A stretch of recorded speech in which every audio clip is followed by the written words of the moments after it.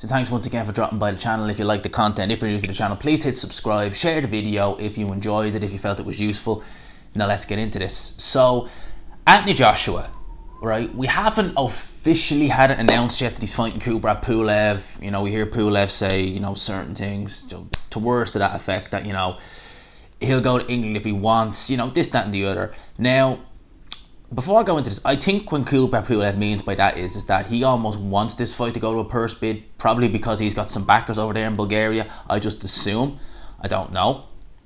But it seems for all the world like we're going to get Anthony Joshua versus Kubrat Pulev next. And personally, I think Kubrat Pulev for Anthony Joshua in his rehabilitation, you know, because Anthony Joshua, best believe he's not fully recovered from that first Andy Ruiz fight. I know he went out in Saudi Arabia. Was it Saudi Arabia? Yeah. He went out in Saudi Arabia. He got the win. He did what he needed to do. But there was moments in that fight where he looked jittery. Okay, he did. And he didn't step on the gas at all. You know, he didn't really go and try and, you know, take Andy Ruiz out of there. He was happy to box him. Now, we kind of knew that was going to happen.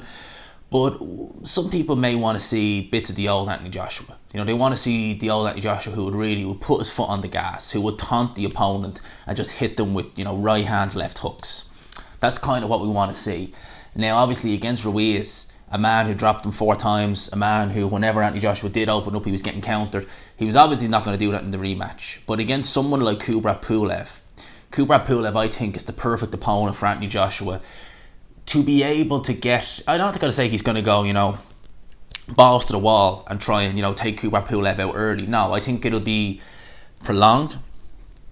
I wouldn't even be surprised if it's late enough stoppage, but I think Pulev is that kind of opponent where Anthony Joshua's not going to be able to box Kubrat Pulev the way he was able to box Ruiz. Okay, Kubrat Pulev, a lot taller than Ruiz, you know, loves outside fighting. That's all he can really do.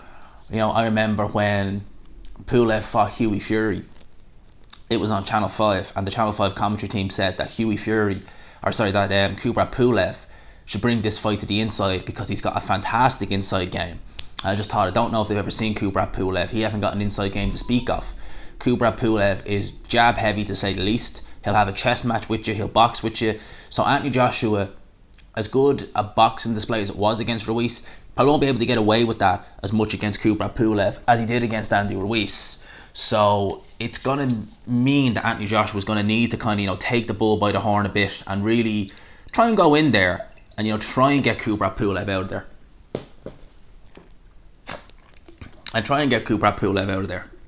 And what I mean by that is that I can easily see Anthony Joshua being a bit cautious, being a bit cagey, having a look at Kubrat Pulev early on in the fight, and maybe just taking a look at him. You know, just taking a look, see what's in there, what he's in there with. You know, I'm sure he's going to feel the heavy jab.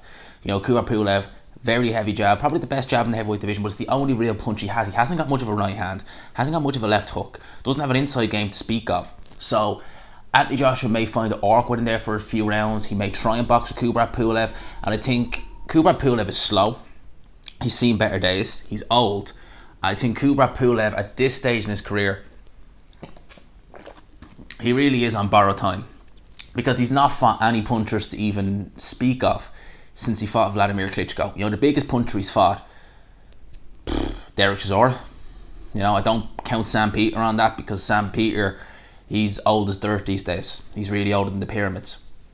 So Kubrat Pulev has not been around any punchers, slow, big target, no inside game. And Anthony Joshua does have a bit of an inside game. No inside game to speak of. I think Pulev is the kind of fighter who will help Anthony Joshua's confidence rise. So what I mean is that AJ may be, I won't say he'd be jittery in there, but I think he'll take a few rounds to get warmed up. And I think Kubrat Pulev is the sort of guy where he's not going to probably hit well, not necessarily say he's not going to hit as hard, but I'm sure he doesn't hit hard enough, maybe he does, to really bother AJ. Like, I'm sure Ruiz is probably a bigger puncher pound for pound than Kubrat Pulev. So I think Anthony Joshua should be okay in terms of the punch resistance department, and I think Pulev will be the kind of guy where if he does step on the gas, we've seen Pulev, you know, capitulate in fights. We know he hasn't got a great defense. So all these things mean that AJ can maybe try and go back to the old Anthony Joshua just to get rid of some of them demons. And I wouldn't be surprised if it's a long fight. So AJ maybe, you know, having a good look at Kubrat Pulev, you know, taking his time, you know, working on a few things, and then eventually closing the show late on. I've seen a lot of people say that, you know, they think it's going to be an early night's work for Anthony Joshua. I certainly don't. I think that it's going to be a long fight. Like, Pulev will be awkward at the start. He'll be fresh. He'll be tricky. He'll be awkward. He'll keep it at long range. The more Anthony Joshua gets confident in this fight, you know, if and when it takes place, the more he'll be willing to take risks.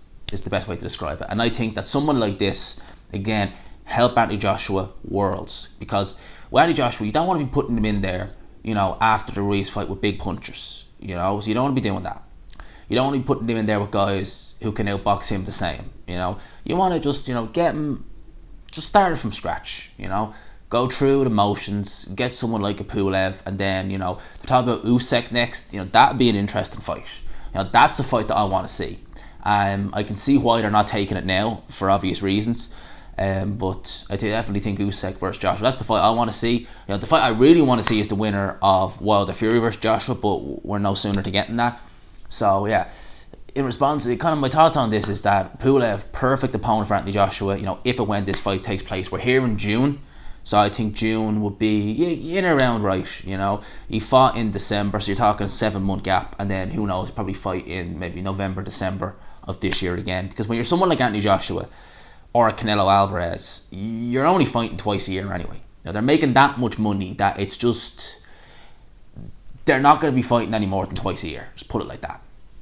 So, you know, those are my thoughts on this. Like I said, I hope you all enjoyed this video. If you did, please leave a like, subscribe, of course, if you are new.